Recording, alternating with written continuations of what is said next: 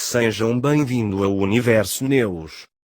Na cosmologia, uma galáxia, do grego transli, galáxias ou galácticos, leitoso, e quíclos, círculo, é um grande sistema, gravitacionalmente ligado, que consiste de estrelas, remanescentes de estrelas, um meio interestelar de gás e poeira, e um, importante mas insuficientemente conhecido, componente apelidado de matéria escura. 2. O termo deriva do grego galaxias, literalmente leitoso, em referência à galáxia Via Láctea. Estas variam desde as anãs, com até 10 milhões, 107, de estrelas, 3, até gigantes com 100 trilhões, 1014, de estrelas, 4, todas orbitando o centro de massa da galáxia. As galáxias contêm quantidades variadas de sistemas e aglomerados estelares e de tipos de nuvens interestelares. Entre esses objetos existe um meio interestelar esparso de gás, poeira e raios cósmicos. A matéria escura parece corresponder a cerca de 90% da massa da maioria das galáxias. Dados observacionais sugerem que podem existir buracos negros supermaciços no centro de muitas, se não todas as galáxias. Acredita-se que eles sejam o impulsionador principal dos núcleos galácticos ativos, região compacta no centro de algumas galáxias que têm uma luminosidade muito maior do que a comum.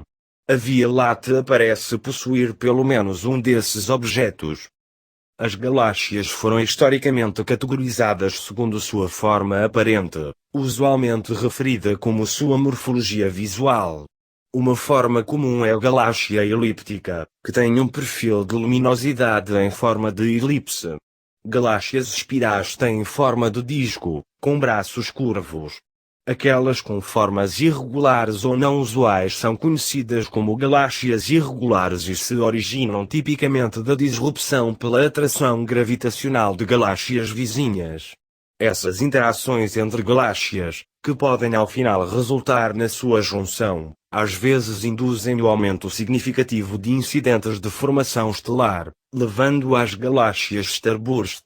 Galáxias menores que não têm uma estrutura coerente são referidas como galáxias irregulares. Existem provavelmente cerca de 2 trilhões de galáxias no universo observável, contendo mais estrelas do que grãos de areia no planeta Terra. Em sua maioria elas possuem de 1000 a 6.000.11 parsecs de diâmetro e são separadas por distâncias da ordem de milhões de parsecs. O espaço intergaláctico é preenchido com um gás tênue com uma densidade média de menos de 1 átomo por metro cúbico. A maior parte das galáxias está organizada numa hierarquia de associações conhecidas como grupos e aglomerados, os quais, por sua vez, formam superaglomerados maiores. Numa escala maior, essas associações são geralmente organizadas em filamentos e muralhas, que são circundados por vazios imensos. Índice 1. Etimologia 2. História da observação 2.1 Via Láctea 2.2 Distinção de outras galáxias 2.3 Pesquisa moderna 2.4 Rotação de galáxias 3 tipos e morfologias 3.1 Elípticas 3.2 Espirais 3.3 Outras morfologias 3.4 Anãs 4 Dinâmica e atividades incomuns 4.1 Interação 4.2 Starburst 4.3 Núcleo ativo 5 Formação e evolução 5.1 Formação 5.2 Evolução 5.3 Tendências para o futuro 6 Estruturas de grande escala 7 Observação com múltiplos comprimentos de onda 8 Ver também 9 Referências 10 Bibliografia 11 Ligações externas. Etimologia. A palavra galáxia deriva do termo grego para a nossa galáxia, galaxias, leitoso, ou quículos círculo, galácticos, leitoso, pela sua aparência no céu.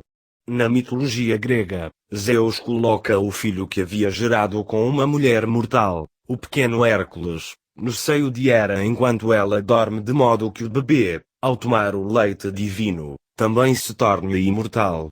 Hera acorda durante a amamentação e percebe que está alimentando um bebê desconhecido. Ela empurra o bebê e um jato do seu leite espirra no céu noturno, produzindo a tênue faixa de luz conhecida como Via Láctea. Quando William Herschel criou o seu catálogo de objetos celestes em 1786, ele usou o termo nebulosa espiral para alguns objetos, como o M31, galáxia de Andrômeda.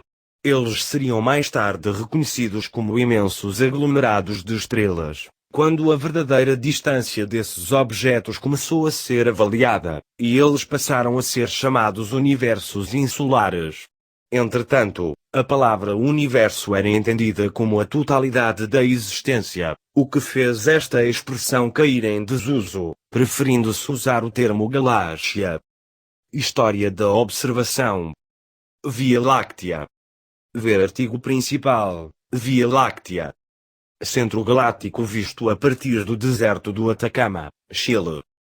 O filósofo grego Demócrito de Abdera, 450 a 370 a.C., propôs que a faixa brilhante no céu noturno, conhecida como a Via Láctea, deveria consistir de estrelas distantes.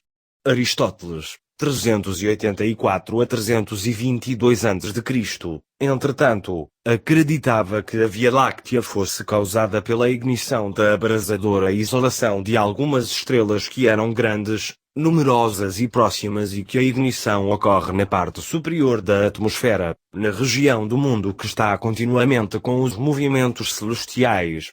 O filósofo neoplatônico Olimpíodoro, o jovem, c. 495 a 570 a.C., era cientificamente crítico desta visão, argumentando que se a Via Láctea fosse sublunar, ela deveria parecer diferente em diferentes horas e lugares da Terra, e que teria paralaxe, o que ela não tem. Em sua visão, a Via Láctea era celestial. Esta ideia seria influente mais tarde no mundo islâmico. De acordo com Muani Muhammad, o astrônomo árabe Alhazen, 965 a 1037, fez a primeira tentativa de observar e medir o paralaxe da Via Láctea, 21, e ele determinou que, como a Via Láctea não tinha paralaxe, ela estava muito distante da Terra e não pertencia à atmosfera, 22. O astrônomo persa Abu Hayyan al-Biruni, 973 a 1048, propôs que a Via Láctea era uma coleção de incontáveis fragmentos com a natureza de estrelas turvas. O astrônomo andaluz Ibn Bajjah, Avempasse, M. 1138, propôs que a Via Láctea era feita de muitas estrelas que quase se tocavam umas nas outras e pareciam uma imagem contínua devido ao efeito da refração no material sublunar, citando sua observação da conjunção de Júpiter e Marte como uma evidência desta ocorrência quando dois objetos estão próximos. 19. No século XIV, o sírio Ibn Qayyim al-Jawziyya propôs que a Via Láctea era uma miríade de pequenas estrelas empacotadas juntas na esfera das estrelas fixas. A forma da Via Láctea, como deduzido pelas contagens de estrelas por William Herschel em 1785, assumiu-se que o sistema solar estava próximo ao centro. A confirmação de que Via Láctea consiste de muitas estrelas veio em 1610, quando Galileu Galilei a observou com uma luneta e descobriu que ela era composta de um enorme número de estrelas fracas. Em 1750, Thomas Lorigot, na sua obra Uma Teoria Original ou Nova Hipótese sobre o Universo, especulou, corretamente, que a galáxia deveria ser um corpo em rotação de um grande número de estrelas mantidas juntas por forças gravitacionais, de forma similar ao Sistema Solar, mas numa escala muito maior. O disco de estrelas resultante pode ser visto como uma faixa no céu devido à nossa perspectiva de dentro do disco. 28. A primeira tentativa de descrever a forma da Via Láctea e a posição do Sol nela foi realizada por William Herschel em 1785, pela contagem cuidadosa do número de estrelas em diferentes regiões do céu. Ele construiu um diagrama da forma da galáxia, com o sistema solar próximo do centro. Utilizando uma abordagem refinada, Jacobus Kapteyn chegou em 1920 à figura de uma pequena, diâmetro de cerca de 15.000 parsecs, galáxia elipsoide, com o Sol próximo do centro. Um método diferente por Arlo Shapley, baseado na catalogação de aglomerados globulares, levou a um desenho radicalmente diferente, um disco plano com diâmetro de aproximadamente 70.000 parsecs e o Sol distante do centro. As duas análises falharam por não levarem em consideração a absorção da luz pela poeira interestelar presente no plano galáctico, mas depois que Robert Julius Trumpler quantificou este efeito em 1930 pelo estudo de aglomerados abertos, surgiu o atual desenho da Via Láctea. Mosaico da Via Láctea em luz visível, onde nota-se as regiões mais brilhantes e a faixa de poeira. Distinção de outras galáxias. Esboço da galáxia do Rodamoinho, por William Parsons, em 1845. No século X, o astrônomo persa Abd al-Rahman al-Sufi, conhecido no Ocidente como Azopi, fez a mais antiga observação registrada da galáxia de Andrômeda, descrevendo-a como uma pequena nuvem. Esta galáxia foi redescoberta independentemente por Simon Marius em 1612. Al-Sufi também identificou a Grande Nuvem de Magalhães, que é visível no Iêmen, embora não em Isfahan, a cidade da Pérsia em que ele vivia. Esta galáxia não foi vista por europeus até a viagem de Fernão de Magalhães no século XVI, 32, 33. Estas são algumas das poucas galáxias que podem ser observadas da Terra sem o auxílio de instrumentos ópticos. Al-Sufi publicou seus achados no seu livro de estrelas fixas em 964. No final do século XVIII, Charles Messier compilou um catálogo contendo as 109 mais brilhantes nebulosas, objetos celestes com uma aparência de nuvem, seguido mais tarde por um catálogo maior de 5.000 nebulosas reunidas por William Herschel. 28. Em 1845, Lord Rosse construiu um novo telescópio e foi capaz de distinguir entre galáxias elípticas e espirais. Ele também conseguiu distinguir pontos individuais em algumas dessas nebulosas, dando crédito à conjetura anterior de Kant. Em 1912, Vesto Slipher fez estudos espectrográficos das nebulosas espirais mais brilhantes para determinar se elas eram compostas de substâncias químicas que seriam esperadas em um sistema planetário. Entretanto, Slipher descobriu que as nebulosas espirais tinham altos desvios para o vermelho, indicando que elas estavam se afastando a velocidades maiores do que a velocidade de escape da Via Láctea. Logo, elas não estavam gravitacionalmente ligadas à Via Láctea e provavelmente não faziam parte da galáxia. 36, 37. Em 1917, Heber Curtis tinha observado uma nova, a S Andromedae, dentro da grande nebulosa de Andrômeda, como era conhecida a galáxia de Andrômeda, objeto Messier M31. Pesquisando o registro fotográfico, ele encontrou mais 11 novas. Curtis notou que essas novas eram, em média, 10 magnitudes mais fracas do que as que ocorriam em nossa galáxia. Como resultado, ele foi capaz de definir uma distância estimada de 150.000 parsecs. Ele se tornou um proponente da hipótese chamada universos insulares, que indica que as nebulosas espirais são na verdade galáxias independentes. Fotografia da Grande Nebulosa de Andrômeda de 1899, mais tarde identificada como a Galáxia de Andrômeda. Em 1920, teve lugar o chamado Grande Debate entre Arlo Shapley e Heber Curtis, a respeito da natureza da Via Láctea, as nebulosas espirais e as dimensões do universo. Para apoiar sua tese de que a Grande Nebulosa de Andrômeda era uma galáxia externa, Curtis apontou a aparição de faixas escuras lembrando as nuvens de poeira da Via Láctea, além do significativo desvio Doppler. A matéria foi resolvida conclusivamente no início dos anos 1920. Em 1922, o astrônomo Ernst Tupic fez uma determinação de distância que apoiava a teoria de que a nebulosa de Andrômeda é realmente um objeto extragaláctico distante, 40, usando o novo telescópio do Observatório Monte Wilson de 100 polegadas. E Hubble foi capaz de definir as partes externas de algumas nebulosas espirais como coleções de estrelas individuais e identificou algumas variáveis cefeidas, permitindo a ele estimar a distância para a nebulosa. Elas estavam distantes demais para ser parte da Via Láctea. 41. Em 1936, Hubble criou um sistema de classificação para galáxias que é usado até hoje, a sequência de Hubble. Pesquisa moderna. A segunda galáxia mais distante, o Phi 38135539.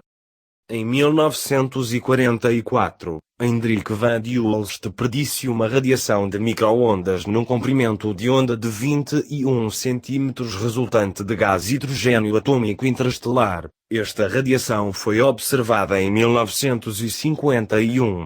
A radiação permitiu grande melhoria do estudo da Via Láctea, pois ela não é afetada pela absorção de poeira e o seu desvio Doppler pode ser usado para mapear o movimento do gás na galáxia. Essas observações levaram à postulação de uma estrutura de barra no centro da galáxia. 44. Com o desenvolvimento dos radiotelescópios, o gás hidrogênio pôde ser pesquisado também em outras galáxias. Nos anos 1970, no estudo de Vera Rubin sobre a velocidade de rotação do gás em galáxias, descobriu-se que a massa total visível, das estrelas e do gás, não é compatível com a velocidade do gás em rotação. Acredita-se que este problema da rotação das galáxias seja explicado pela presença de grandes quantidades de matéria escura invisível.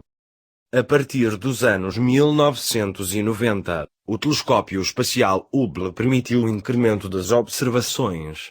Entre outras coisas, ele estabeleceu que a matéria escura em nossa galáxia não poderia consistir somente de estrelas pequenas e fracas.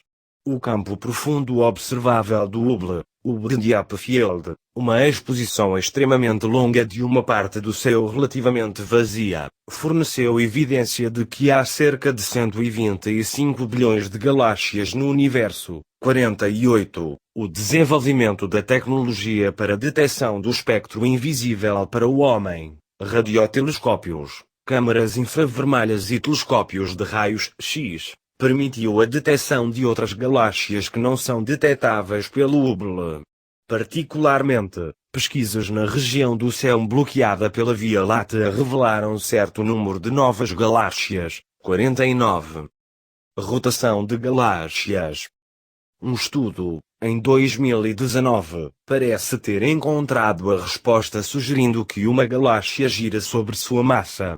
Os cientistas estudaram dados de 1418 galáxias e descobriram que as pequenas provavelmente girarão em um eixo diferente das grandes. Eles até mediram a rotação de cada uma das galáxias-alvo e mediram sua rotação para o filamento cósmico mais próximo. Eles concluíram que a coluna vertebral dos filamentos cósmicos é praticamente o caminho da migração galáctica, com muitas galáxias se encontrando e se fundindo ao longo do caminho. Tipos e morfologias. Ver artigo principal, classificação de Hubble. Tipos de galáxias de acordo com a classificação de Hubble. 1I indica uma galáxia elíptica, 1S é uma espiral e SB é uma galáxia espiral barrada. Existem três tipos principais de galáxias: elípticas, espirais e irregulares. Uma descrição ligeiramente mais extensa dos tipos de galáxias baseada em sua aparência é dada pela classificação de Hubble. Como esta classificação é totalmente baseada no tipo morfológico visual, ela pode desconsiderar algumas características importantes das galáxias, como a taxa de formação de estrelas, em galáxias starburst, e a atividade no núcleo, em galáxias ativas. Elípticas. Ver artigo principal, galáxia elíptica. O sistema de classificação de Hubble identifica as galáxias elípticas com base em sua elipticidade, variando de I0, quase esféricas, até I7, que são bastante alongadas. Essas galáxias têm um perfil elipsoidal, o que lhes confere uma aparência elíptica independentemente do ângulo de visão. A sua aparência mostra pouca estrutura e elas têm tipicamente pouca matéria interestelar.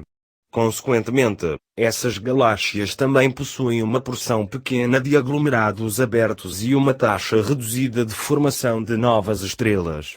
Em vez disso, elas são geralmente dominadas por estrelas mais velhas e evoluídas, que orbitam o centro comum de gravidade em direções aleatórias. Neste sentido, elas têm alguma similaridade com os muito menores aglomerados globulares. As maiores galáxias são elípticas gigantes. Acredita-se que muitas galáxias elípticas se formam devido à interação de galáxias, resultando em colisões e junções. Elas podem crescer a tamanhos enormes, comparados com os das galáxias espirais, por exemplo, e galáxias elípticas gigantes são frequentemente encontradas perto do núcleo de grandes aglomerados de galáxias. 53. Galáxias starburst são o resultado de uma colisão galáctica, que pode levar à formação de uma galáxia elíptica. Espirais. Ver artigo principal, galáxia espiral.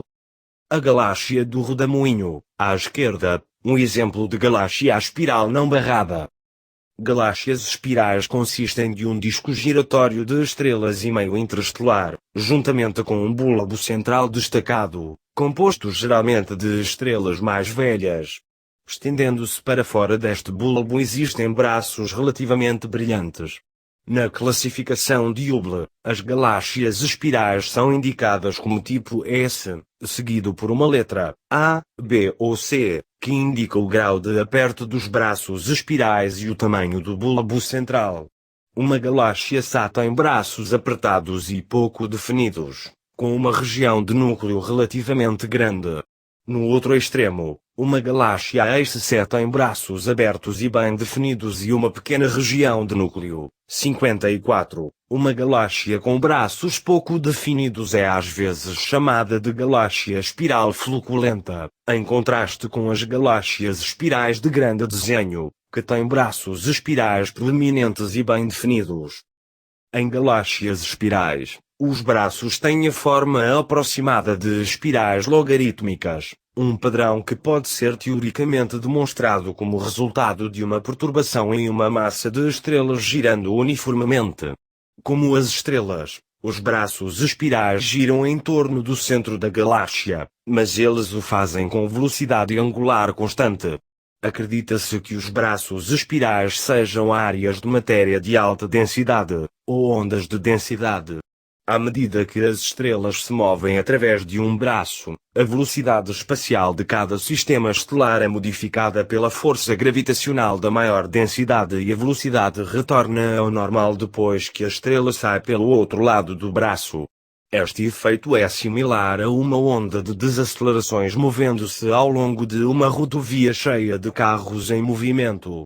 Os braços são visíveis porque a alta densidade facilita a formação de estrelas, portanto eles abrigam muitas estrelas jovens e brilhantes.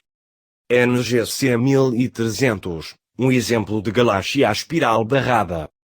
A maioria das galáxias espirais possui uma faixa linear de estrelas em forma de barra que se estende para fora de cada lado do núcleo e depois se junta à estrutura do braço espiral. 58. Na classificação de Hubble, elas são designadas por um SB, seguido de uma letra minúscula, A, B ou C, que indica a forma de braço espiral, da mesma forma como são categorizadas as galáxias espirais normais. Acredita-se que as barras sejam estruturas temporárias que podem ocorrer como resultado de uma onda de densidade irradiando-se para fora do núcleo, ou devido a uma interação de maré com outra galáxia. 59. Muitas galáxias espirais barradas são ativas, possivelmente como resultado de gás sendo canalizado para o núcleo ao longo dos braços. 60. A Via Láctea é uma grande galáxia espiral barrada em forma de disco, com cerca de 30.000 parsecs de diâmetro e 1.000 parsecs de espessura. Ela contém cerca de 200 bilhões de estrelas. E tem uma massa total de 600 bilhões de vezes a massa do Sol. Outras morfologias. Objeto de Oag, um exemplo de uma galáxia em anel. NGC 5866, um exemplo de uma galáxia lenticular. Galáxias peculiares são formações galácticas que desenvolvem propriedades não usuais devido a interações da maré com outras galáxias. Um exemplo disto é a galáxia em anel, que possui uma estrutura de estrelas e meio interestelar em forma de anel, circundando um núcleo vazio. Acredita-se que uma galáxia em anel acontece quando uma galáxia pequena passa pelo núcleo de uma galáxia espiral. Um evento desses pode ter afetado a galáxia de Andrômeda, uma vez que ela apresenta uma estrutura multi-anel quando observada pela radiação infravermelha. Uma galáxia lenticular é uma forma intermediária que possui propriedades tanto de galáxias elípticas quanto de espirais. Elas são categorizadas como tipo S0 na classificação de Hubble e possuem braços espirais mal definidos, com um halo elíptico de estrelas.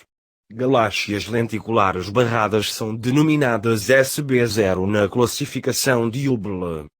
Além das classificações mencionadas acima, existe um número de galáxias que não podem ser prontamente classificadas na morfologia espiral ou elíptica. Essas são classificadas como galáxias irregulares. Uma galáxia IRI possui alguma estrutura, mas não se alinha adequadamente com a classificação de Hubble. Galáxias IRI não possuem qualquer estrutura que se pareça com a classificação de Hubble e podem ter sido rompidas. Exemplos próximos de galáxias irregulares, anãs, são as nuvens de Magalhães. Anãs. Ver artigo principal, galáxia anã. Apesar da proeminência das grandes galáxias elípticas e espirais, a maioria das galáxias no universo parecem ser anãs. Elas são relativamente pequenas quando comparadas com outras formações galácticas, tendo cerca de 1/100º do tamanho da Via Láctea e contendo apenas alguns bilhões de estrelas. Galáxias anãs ultracompactas recentemente descobertas têm apenas 100 parsecs de largura. Muitas galáxias anãs podem orbitar uma galáxia maior. A Via Láctea tem pelo menos uma dúzia desses satélites, estimando-se que haja de 300 a 500 ainda desconhecidos. 69. Galáxias anãs podem ser classificadas também como elípticas, espirais ou irregulares. Como as pequenas anãs elípticas têm pouca semelhança com as grandes elípticas, elas são frequentemente chamadas galáxias anãs esferoidais. Um estudo de 27 vizinhas da Via Láctea descobriu que em todas as galáxias anãs, a massa central é de aproximadamente 10 milhões de massas solares, independentemente de se a galáxia possui milhares ou milhões de estrelas. Isto levou à sugestão de que as galáxias são grandemente formadas por matéria escura e que o tamanho mínimo pode indicar uma forma de matéria escura morna, incapaz de coalescência gravitacional numa escala menor. Dinâmica e atividades incomuns. Interação. Colisão de galáxias no quinteto de Stepan. Ver artigo principal, galáxia em interação. A separação média entre galáxias dentro de um aglomerado é de pouco mais de uma ordem de grandeza maior do que o seu diâmetro. Logo, as interações entre essas galáxias são relativamente frequentes e têm um papel importante em sua evolução.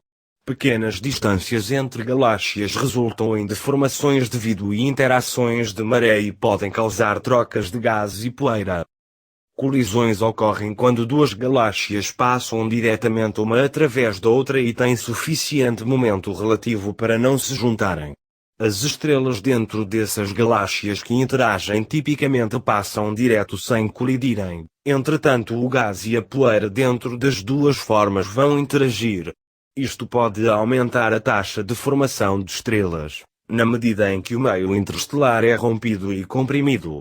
Uma colisão pode distorcer severamente a forma de uma ou de ambas as galáxias, formando barras, anéis ou estruturas similares a caudas. No extremo das interações estão as junções de galáxias. Neste caso, o momento relativo das duas galáxias é insuficiente para permitir que passem uma dentro da outra. Em vez disso, elas gradualmente se juntam para formar uma única galáxia maior. As junções podem resultar em mudanças significativas da morfologia, se comparada às das galáxias originais.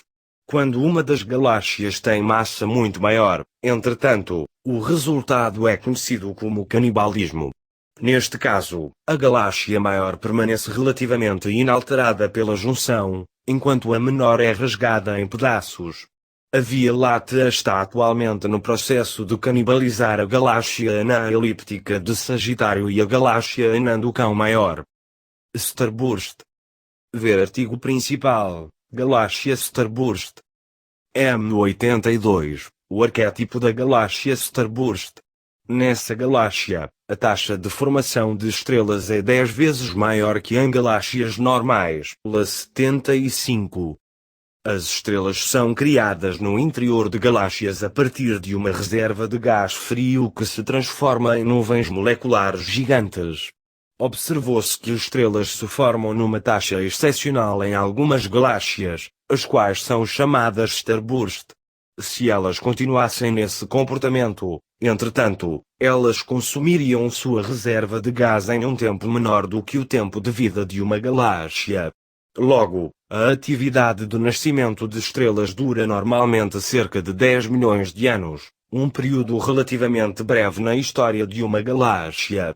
As galáxias starburst eram mais comuns no início da história do universo, La 76, e estima-se que, atualmente, ainda contribuem com 15% da taxa total de produção de estrelas. As galáxias starburst se caracterizam pela concentração de gás e poeira e pela aparição de novas estrelas, inclusive estrelas massivas que ionizam as nuvens circundantes, criando regiões e essas estrelas massivas produzem supernovas, resultando em remanescentes em expansão que interagem fortemente com o gás circundante. Essas explosões provocam uma reação em cadeia de criação de estrelas que se espalha por toda a região gasosa.